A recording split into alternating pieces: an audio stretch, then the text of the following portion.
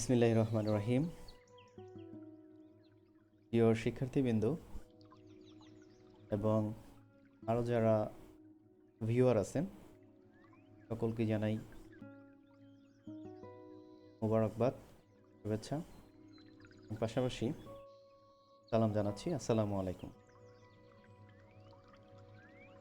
করোনার ভাইরাসের প্রভাবে সারা বিশ্ব স্তম্ভিত, স্তব্ধিত এবং একেবারেই আমরা থমকে গেছি এই ভাইরাসের সংক্রমণের কারণে।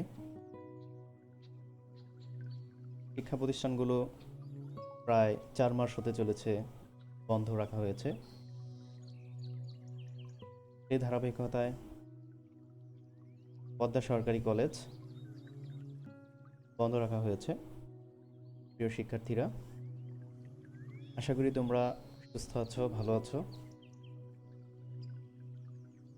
তো শিক্ষা মন্ত্রণালয়ের একটি বিজ্ঞপ্তিতে বলা হয়েছে যে শিক্ষার্থীদেরকে সিলেবাস সম্পন্ন করার জন্য অনলাইন ক্লাসের ব্যবস্থা করার জন্য আজকে আমি তোমাদের সামনে একটি অনলাইন ক্লাসের উপস্থাপনা করব। এই ক্লাসটি বিবিএ অনার্স প্রথম বর্ষ প্রিন্সিপালস অফ অ্যাকাউন্টিং বিষয়ের একটি চ্যাপ্টারের উপরে হবে। তো চ্যাপ্টারটি তোমাদের জন্য গুরুত্বপূর্ণ, আশা করি ক্লাসটি উপভোগ করবে। First of all, welcome to my class. তোমাদেরকে আমার অনলাইন ক্লাসে স্বাগতম জানাচ্ছি। এখানে আমার পরিচয় দেওয়া হয়েছে। সারা বিশ্বেই এই ভাইরাসের সংক্রমণ, এই ভাইরাসের বিস্তার এখনও রোধ করা সম্ভব হয়নি। এই করোনা ভাইরাস থেকে আমরা মুক্তি কামনা করছি সারা বিশ্ব মানবতার। করোনা ভাইরাস থেকে বাঁচতে হলে একটাই সূত্র, ঘরে থাকুন, সুস্থ থাকুন, স্টে হোম, স্টে সেফ। তো ক্লাসের প্রথমেই আমি তোমাদের সামনে কিছু ছবির উপস্থাপনা করব। তোমরা ছবিগুলো প্রথমে দেখে নেবে। ছবি দেখে আশা করি তোমরা বুঝতে পারবে যে আমি আসলে কোন চ্যাপ্টারটা তোমাদের সামনে উপস্থাপন করতে চলেছি। তো চলো ছবিগুলো দেখে নেই।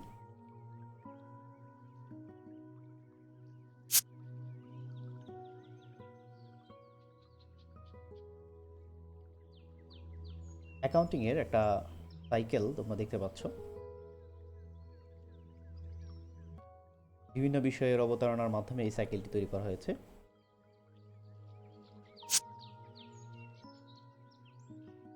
এরপর কোম্পানির একজন অফিসার কম্পিউটারে হিসাব দেখছে এবং তার মাথার যে চিন্তাটা সেটা তোমরা পাশে টেক্সট আকারে দেখতে পাচ্ছ। আমি মুখে বললাম না, তোমরা দেখে নিও এই অফিসার কি ভাবছে। এর পরের ছবিতে দেখা যাচ্ছে দুজন মানুষ কথা বলছে। একজন আমরা ধরে নেই যে কোম্পানির অভ্যন্তরীণ একজন মানুষ এবং কোম্পানির বাহিরের বা কোম্পানির একটা পক্ষ, বাহিরের একটা মানুষ, দুইজনের ছোট্ট একটি কথোপকথন। তোমরা স্ক্রিনে দেখতে পাচ্ছ লেখাগুলো। এই কথোপকথন থেকেই তোমরা বুঝে নিতে পারবে যে আমি আসলে কোন চ্যাপ্টারের দিকে আগাচ্ছি।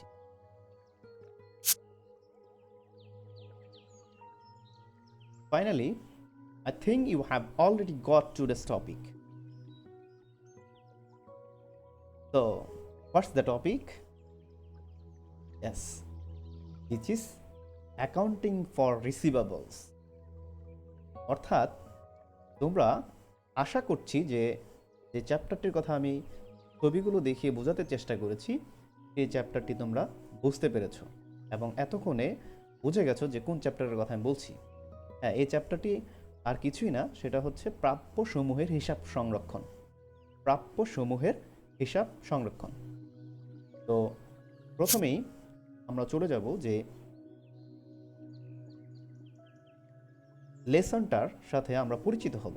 Introduce two lesson, accounting for receivable, অর্থাৎ প্রাপ্যসমূহের হিসাব সংরক্ষণ। আমরা ছবির মাধ্যমে দেখতে পাচ্ছি যে আসলে কোন চ্যাপ্টারের দিকে আমরা এগিয়ে যাচ্ছি।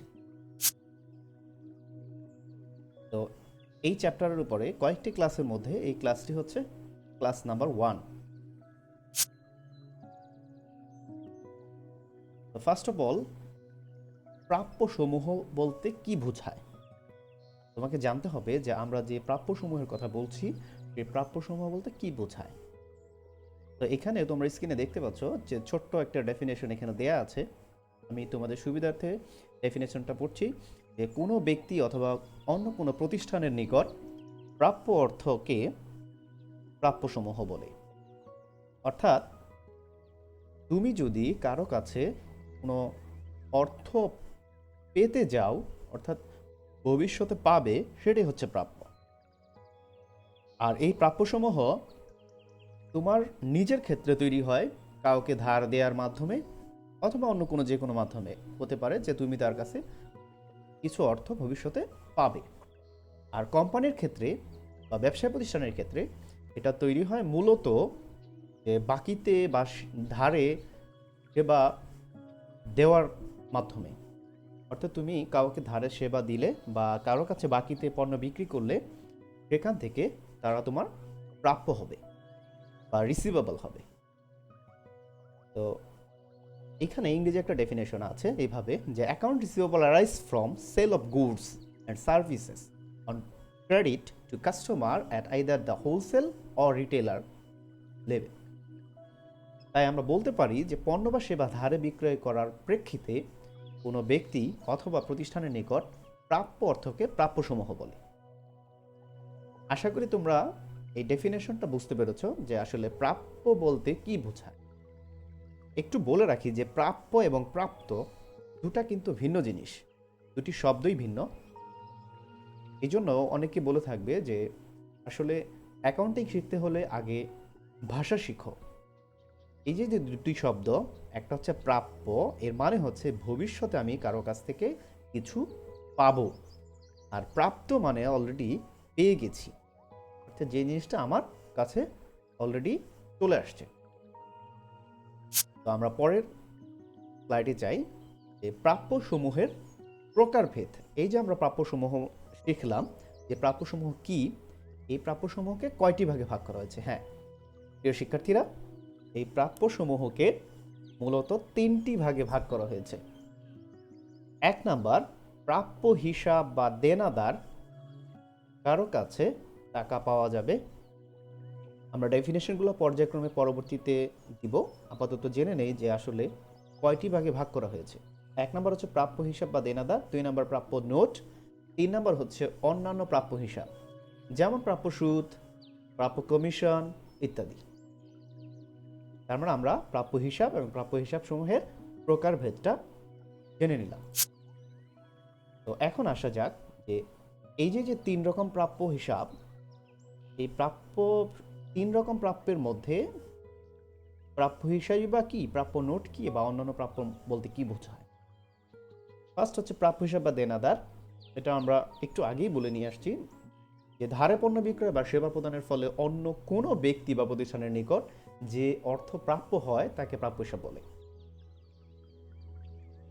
আর প্রাপ্য নোট কোনো ব্যক্তি বা প্রতিষ্ঠানের নিকট ঋণের স্বীকৃতি স্বরূপ যে লিখিত অঙ্গীকারপত্রের মাধ্যমে নির্দিষ্ট পরিমাণ অর্থ ভবিষ্যতে কোনো নির্দিষ্ট তারিখে পরিশোধের প্রতিশ্রুতি প্রদান করে থাকে তাকে প্রাপ্য নোট বলে।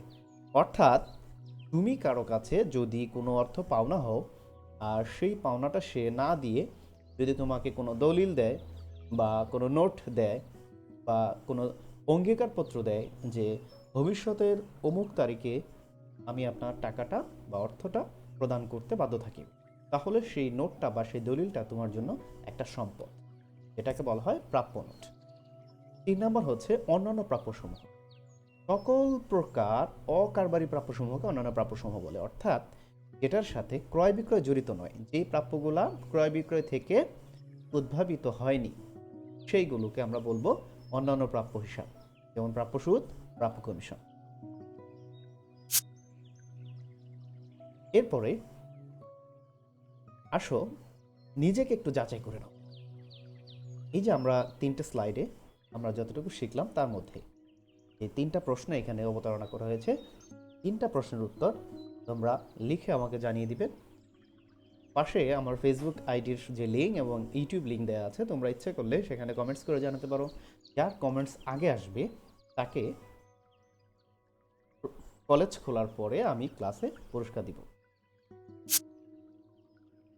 তো প্রিয় শিক্ষার্থীরা, প্রাপ্য হিসাব লিপিবদ্ধ কিভাবে করব? ফার্স্ট অফ অল, যে সকল প্রাপ্য হিসাব আমরা হিসাব রাখবো সেগুলোর জার্নাল বা জাবেদা করতে হবে।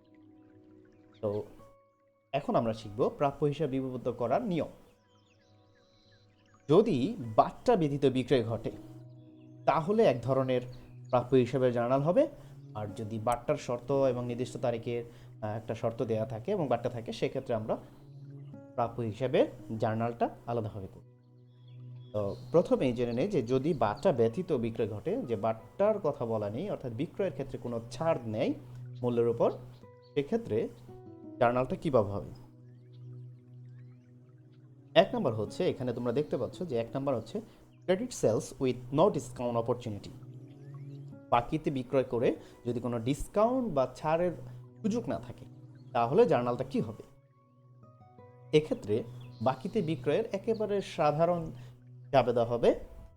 জাবেদাটা কি? অ্যাকাউন্ট রিসিভেবলস টু সেলস, অর্থাৎ account receivables debit, sales credit. 2 নম্বর হচ্ছে সেলস রিটার্ন। এই যে বাকিতে বিক্রয় সেটা যদি রিটার্ন আসে তাহলে আমরা জার্নালটা কিভাবে দিব। জার্নালটা হবে sales return and allowance debit to account receivable. অর্থাৎ একটু আগে বাকিতে বিক্রয়ের মাধ্যমে যেমন অ্যাকাউন্ট রিসিভেবল বা দেনাদার বৃদ্ধি পেয়েছে, এখন সেলস রিটার্নের মাধ্যমে, বিক্রয় ফেরতের মাধ্যমে অ্যাকাউন্ট রিসিভেবলটা কমে যাচ্ছে। 3 নম্বর হচ্ছে কালেকশন ফ্রম অ্যাকাউন্ট রিসিভেবল।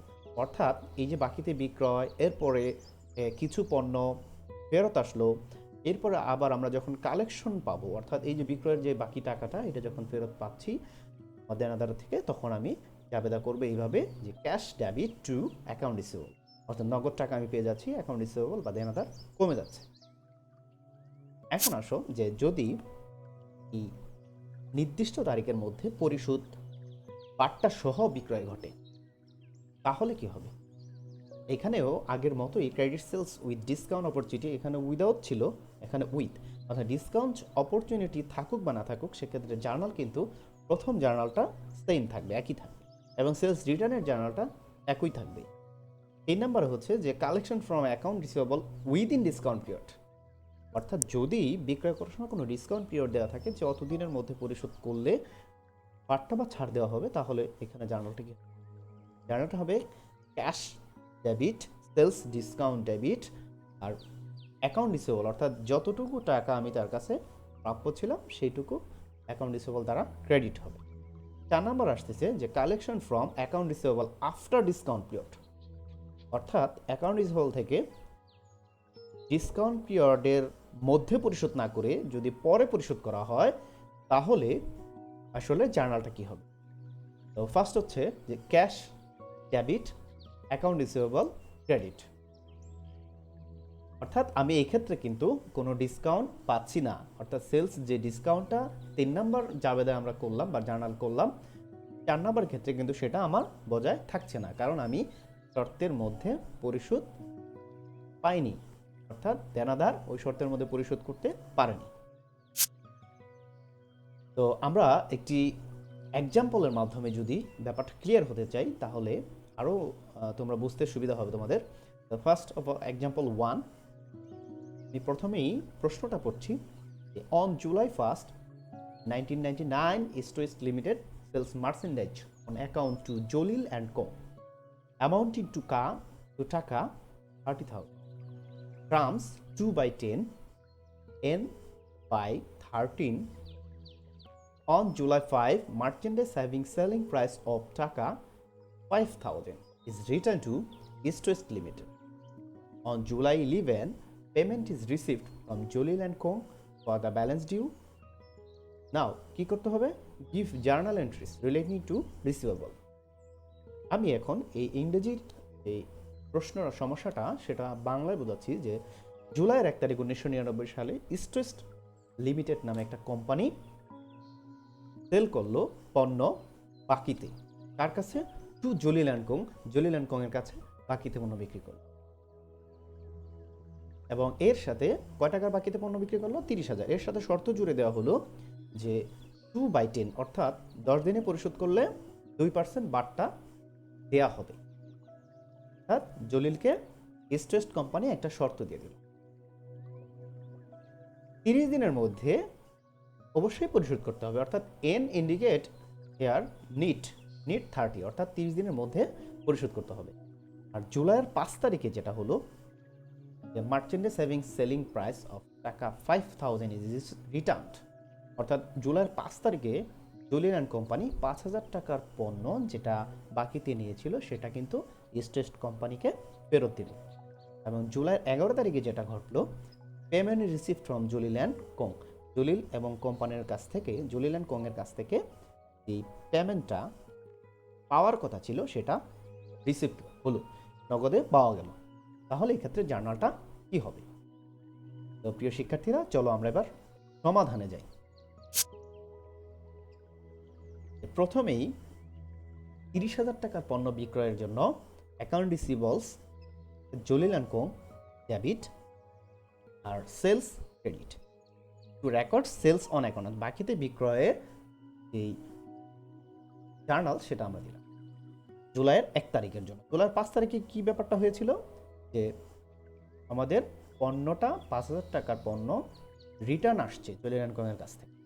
তাহলে সেলস রিটার্ন অ্যান্ড অ্যালাউন্স 5,000 টাকা debit to account receivable Jalil and co 5,000 টাকা ক্রেডিট। অর্থাৎ মার্চেন্ডাইজ রিটার্ন করার যে জার্নাল সেটা আমরা দিই। জুলাইয়ের 11 তারিখে যেটা ঘটলো যে জলিল অ্যান্ড কোংকে একটা শর্ত দেওয়া হয়েছিল যে 10 দিনে পরিশোধ করলে 2% বাট্টা আমরা দিব। আমরা ধরে নিলাম যে আমরা স্ট্রেস্ট কোম্পানি, তাহলে জলিল অ্যান্ড কোম্পানিকে আমরা বাট্টা দিব 2% যদি সে 10 দিনে পরিশোধ করে। আমরা বিক্রয় করেছিলাম কত তারিখে? জুলাইয়ের 1 তারিখে। তাহলে জুলাইয়ের 11 তারিখে আমরা যদি জলিল অ্যান্ড কোম্পানির কাছ থেকে পেমেন্ট পাই তাহলে বাট্টা দিব? হ্যাঁ বন্ধুরা, অবশ্যই আমরা বাট্টা দিব, কারণ 10 দিনে আমাদের শর্ত দিয়েছিলাম, এই 10 দিনে আমাদেরকে বাট্টাটা অবশ্যই দিতে হবে। তাহলে 1 তারিখ থেকে 11 তারিখ 10 দিনের মধ্যেই পড়ে, এই জন্য আমরা জলিল অ্যান্ড কোম্পানিকে 2% ডিসকাউন্ট দিব। কোন টাকার উপরে? যতটুকু আমরা তার কাছে টাকা প্রাপ্য হয়েছি। তাহলে 1 নম্বর জুলাইয়ের 1 তারিখে 30,000 টাকার পণ্য বিক্রয় করেছি আর 5 তারিখে 5,000 টাকার পণ্য ফেরত আসছে। তাহলে এখানে আমাদের তাদের কাছে আমরা প্রাপ্য হয়েছি কত? 25,000 টাকা। 30,000 থেকে 5,000 পণ্য ফেরত আসছে। এই 25,000 টাকার মধ্যে আমরা নগদ পেলাম কত টাকা? ওই ডিসকাউন্ট 2% দেওয়ার পরে, অর্থাৎ 25,000 টাকার 2% 500 টাকা, অর্থাৎ ক্যাশ ডেবিট 25,000 মাইনাস 500 অর্থাৎ 24,500 টাকা। সেলস ডিসকাউন্ট 2% 25,000 টাকার উপরে 500 টাকা। ক্রেডিট হচ্ছে account receivable Jalil and co 25,000 টাকা। অর্থাৎ ডিসকাউন্ট পিরিয়ডের মধ্যে পেমেন্টটা করার জন্য জলিল অ্যান্ড কোংকে আমরা 500 টাকা ডিসকাউন্ট দিলাম, ছাড় দিলাম নগদ টাকার উপরে। আশা করি তোমরা বুঝতে পেরেছ। এরপর আমরা যাব নতুন একটি পাঠ, অনাদায়ী পাওনা এবং সন্দেহজনক পাওনা সঞ্চিতি। এই বিষয়টা নিয়ে আমরা একটু আলোচনা করব, যেহেতু এই বিষয়টা প্রাপ্য হিসাব বা অ্যাকাউন্টিং ফর রিসিভেবলের সাথে সরাসরি জড়িত, এই জন্য আমরা এই বিষয়টাকে এখানে নিয়ে আসছি। এই পাঠটাতে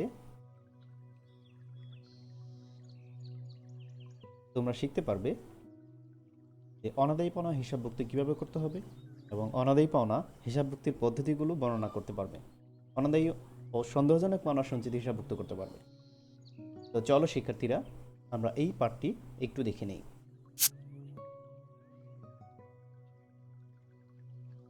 প্রথমে জেনে নেওয়া যাক যে অনাদায়ী পাওনা কি। প্রাপ্য হিসাবধারীদের নিকট থেকে সর্বাত্মক চেষ্টা চালিয়েও যে পরিমাণ অর্থ আর আদায় হওয়ার সম্ভাবনা থাকে না তাকে অনাদায়ী পাওনা বলে। সহজ ভাষায় যদি বলি, যে তুমি যদি কারো কাছে অর্থ পাও বা টাকা পাও এবং এরকম দেখা গেল যে সেই ব্যক্তি আসলে টাকা প্রদানে অসমর্থ অথবা একটু অন্য টাইপ যে টাকা দিতে চায় না, তো একসময় তুমি তার পেছনে অনেক সময় দেওয়ার পরেও সর্বাত্মক চেষ্টা চালিয়ে যাওয়ার পরেও যতটুকু অর্থ তুমি আদায় করতে পারবে না, সেইটুকু হচ্ছে ব্যবসায়ের জন্য অনাদায়ী পাওনা, যেটাকে আমরা কুরির নামেও ডাকি। এই অনাদায়ী পাওনা বা অনাদায়যোগ্য হিসাবসমূহের পরিমাণ হিসাবভুক্ত করার জন্য দুইটা পদ্ধতি আছে। ব্যবসা প্রতিষ্ঠানে আমরা কুরির বা অনাদায়ী পাওনা দুইটা পদ্ধতিতে হিসাব রাখতে পারি। একটা হচ্ছে প্রত্যক্ষ অবলোপন পদ্ধতি, আর 2 নম্বর হচ্ছে ভাতা বা সঞ্চিতি ব্যবস্থা পদ্ধতি। তো ভাতা বা সঞ্চিতি ব্যবস্থা পদ্ধতিটাই বর্তমানে বেশি প্রচলিত আধুনিক যুগে। তো একটা আমরা রাখবো ডিরেক্ট মেথড অর্থাৎ প্রত্যক্ষ অবলোপন, আরেকটা রাখবো আমরা অ্যালাউন্স অর প্রভিশন মেথড বা ভাতা বা সঞ্চিতি পদ্ধতি। তো আমরা জেনে নেই যে আসলে এই দুটা পদ্ধতির মানেটা কি। প্রত্যক্ষ অবলোপন পদ্ধতি বা ডিরেক্ট রাইট অফ মেথড পদ্ধতি এর মানে হচ্ছে যে পদ্ধতিতে অনাদায়ী পাওনাকে সরাসরি প্রাপ্য হিসাব থেকে বাদ দিয়ে দেখানো হয়। অর্থাৎ যতটুকু তুমি আদায় করতে পারলে না ততটুকু কিন্তু প্রাপ্য হিসাব থেকে বাদ দিয়ে মনে করতে হবে যে এতটুকুই আমার প্রাপ্য হিসাব। অর্থাৎ বলতে পারি এরকম যে আমি একজনের কাছে 5,000 টাকা পাবো, যদি 500 টাকা আমি তার কাছ থেকে আদায় করতে না পারি, সেক্ষেত্রে আমার প্রাপ্য হিসাব হয়ে যাবে কত? 4,500 টাকা। বাকি 500 টাকা হয়ে যাবে অনাদায়ী পাওনা। 2 নম্বর বলছে যে পদ্ধতিতে অনাদায়ী ও সন্দেহজনক পাওনা অনুমান করে বছর শেষে খরচ হিসেবে দেখানো হয় তাকে ভাতা বা ভবিষ্যৎ ব্যবস্থা পদ্ধতি বলে। অর্থাৎ আমরা এক অর্থ বছরে ভেবে নিব বা অনুমান করে নিব যে আগামী অর্থ বছরে আমার এই প্রাপ্য হিসাব থেকে এতটুকু পরিমাণ বা এত পার্সেন্ট পরিমাণ টাকা আদায় হতে নাও পারে। তো সেটাই হচ্ছে ভাতা বা ভবিষ্যৎ ব্যবস্থা পদ্ধতি।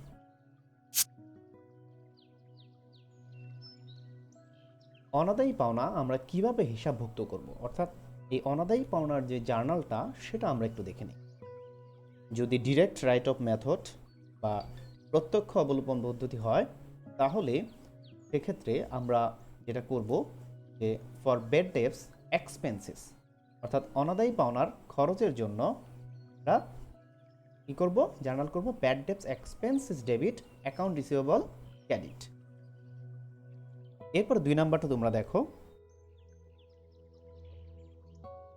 2 নম্বর পদ্ধতিটাতে কি রয়েছে? যে allowance method for estimating uncollectable, অর্থাৎ প্রত্যক্ষ যে অবলোপন পদ্ধতি, এরপরে আবার আমরা অ্যালাউন্স মেথডে গিয়ে দেখলাম যে প্রথম যে ট্রানজ্যাকশনটা সেটা হচ্ছে ফর এস্টিমেটেড আনকালেক্টেবল, সম্ভাব্য। আগে ছিল কি যে ব্যাড ডেটস বা অনাদায়ী পাওনার খরচ, আর এখন আসতেছি আমরা সম্ভাব্য আনকালেক্টেবল, অর্থাৎ অনাদায়যোগ্য যেই অ্যামাউন্ট বা অর্থ, সেটার জন্য আমরা যাবে দিব bad dates expense debit allowance for doubtful account credit. একটু জার্নালটা একটু কিন্তু চেঞ্জ হয়েছে, অর্থাৎ আমরা দেখতে পেলাম যে এখানে তোমরা দেখবে যে ডিরেক্ট রেট অফ মেথডে জার্নালে ক্রেডিট করা আছে অ্যাকাউন্ট রিসিভেবল, অর্থাৎ অ্যাকাউন্ট রিসিভেবল প্রাপ্য হিসাবকে সরাসরি কমিয়ে দেওয়া হয়েছে। কিন্তু অ্যালাউন্স মেথডে আমরা যেটা করলাম যে আমরা অ্যাকাউন্ট রিসিভেবলকে না কমিয়ে একটা সঞ্চিতি বক্স তৈরি করলাম, যেটার নাম হচ্ছে অ্যালাউন্স ফর ডাউটফুল অ্যাকাউন্ট, যেখানে আমরা এই সন্দেহজনক যে অনাদায়ী পাওনা সেটাকে রাখলাম। এরপরে আরেকটা জার্নাল এখানে আছে, অর্থাৎ পরবর্তীতে যখন আমি দেখব যে for right of uncollectable amount, প্রথমে আমি সন্দেহ করলাম যে আমার এত টাকা আদায় হতে নাও পারে বা আদায় হতেও পারে, সম্ভাবনা বা সন্দেহ। বি নাম্বার হচ্ছে যে আমার ওই সম্ভাবনা বা সন্দেহটা দূর হয়ে গেল যে এত টাকা আদায় হবেই না, সেক্ষেত্রে আমি যেই বক্সটা তৈরি করেছিলাম অ্যালাউন্স ফর ডাউটফুল অ্যাকাউন্ট, সেটাকে আমি ডেবিট করব, আর ক্রেডিট করব কি অ্যাকাউন্ট রিসিভেবল। অর্থাৎ আমরা ডিরেক্ট রেট অফ মেথডে সরাসরি অ্যাকাউন্ট রিসিভেবল বা প্রাপ্য হিসাবকে কমিয়ে দেখাই, আর অ্যালাউন্স মেথডে কী করি? আমরা সরাসরি কমাই না, একটা সঞ্চিতি বক্স তৈরি করি। চলো একটা এক্সাম্পল উদাহরণ দেখে নিই। Assume that the end of 1999 East West Limited's account receivable amounted to টাকা 5 lakh. On that day, credit manager reviewed the account receivable and estimated that টাকা 15,000 of these accounts are uncollectible.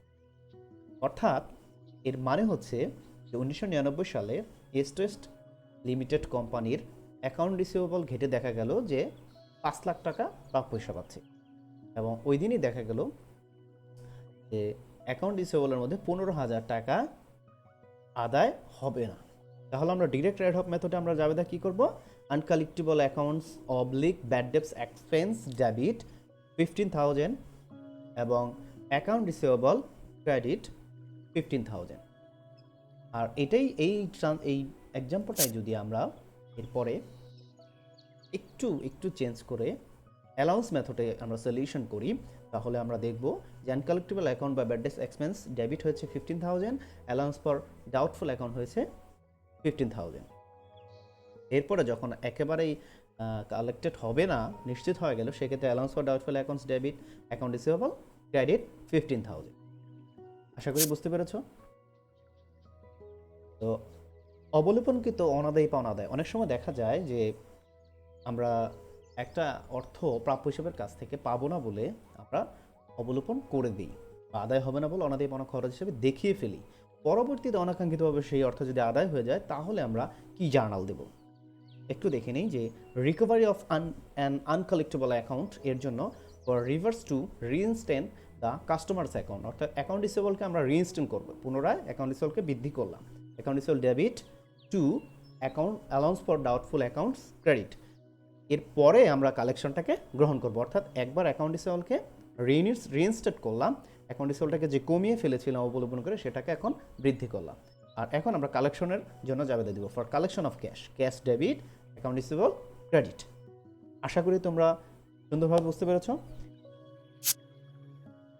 তো এইখানে একটা ছোট্ট example দিয়ে আমি বুঝাই যে assume that K Rahman after his bankruptcy notified the company that he is in a position to pay 1,500 or 1,500 and sent a check for that amount। অর্থাৎ আমরা কে রহমানকে দেউলিয়া ঘোষণা হওয়ার পরে আমরা 1,500 টাকা পাবো না বলে আমরা অবলম্বন করে দিয়েছিলাম, কিন্তু সে একটা চেক ইতিমধ্যে আমাদের কাছে পাঠিয়ে দিয়েছে। তাহলে আমরা কি করলাম, যে অবলোপনকৃত অনাদায়ী যে পাওনাটা সেটা আদায় পেলাম। এক্ষেত্রে আমরা জার্নালটা কীভাবে একটু দেখে নেই। যে account receivables K Rahman debit, allowance for doubtful account credit 1,500। এটা কিসের জন্য, to reinstate the portion of the account of K Rahman as an asset account previously return off, যেটা আগেই রিটার্ন অফ করা হয়েছিল সেটাকে রিইনস্টেট করলাম। এরপর বি হচ্ছে ক্যাশ কালেকশনের জন্য cash debit, account receivables K Rahman credit, অর্থাৎ পরবর্তী আমরা ক্যাশটাকে কালেকশন করে ফেললাম। এই ছিল আজকের এই ছোট্ট আয়োজন। এরপরে আমরা এখন যাচ্ছি যে এই যে তোমাদের অনাদায়ী পাওনা নিয়ে যেই সমস্যাগুলো, এর উপরে একটা আইকিউ টেস্ট, অর্থাৎ তোমার মাথাটাকে জাস্ট আমি যাচাই করে নিচ্ছি। একজন দেনাদারের নিকট থেকে প্রাপ্য 25,000 টাকার মধ্যে টাকা প্রতি 75 পয়সা যদি আদায়যোগ্য হয়, তাহলে অনাদায়ী পাওনা কত হবে? জাস্ট তোমরা ভাবতে থাকো এবং কমেন্টস করে অ্যান্সার জানাও।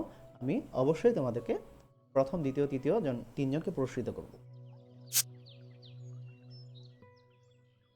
তো পরবর্তী যে ক্লাসটি আমরা অ্যাকাউন্ট রিসিভেবলসের উপর নিব সেটা হচ্ছে সেলস অফ রিসিভেবল বা ফ্যাক্টরিং এবং ক্রেডিট কার্ড সেল, যার মধ্যে Visa and MasterCard sales and cash sale আছে, American Express card, national credit card and others credit card নিয়ে যে আয়োজন, যে ক্লাসটা থাকবে। এরপরের টপিক থাকবে যে নোটস রিসিভেবল। এই তিনটা বিষয় আমরা পরবর্তী ক্লাসে তোমাদের সামনে উপস্থাপন করার চেষ্টা করব। আমি আশা করি যে আমার এই ক্লাসটি তোমরা অনেক সুন্দরভাবে বুঝতে পেরেছ এবং সুন্দরভাবে গ্রহণ করেছ। এবং একটু বলে নেই যে ক্লাসের স্লাইডের লেখাগুলো বোঝার জন্য তোমরা একটু রেজুলেশন, ভিডিওর রেজুলেশনটা একটু বাড়িয়ে নিবে, তাহলে লেখাগুলো স্পষ্ট দেখতে পাবে।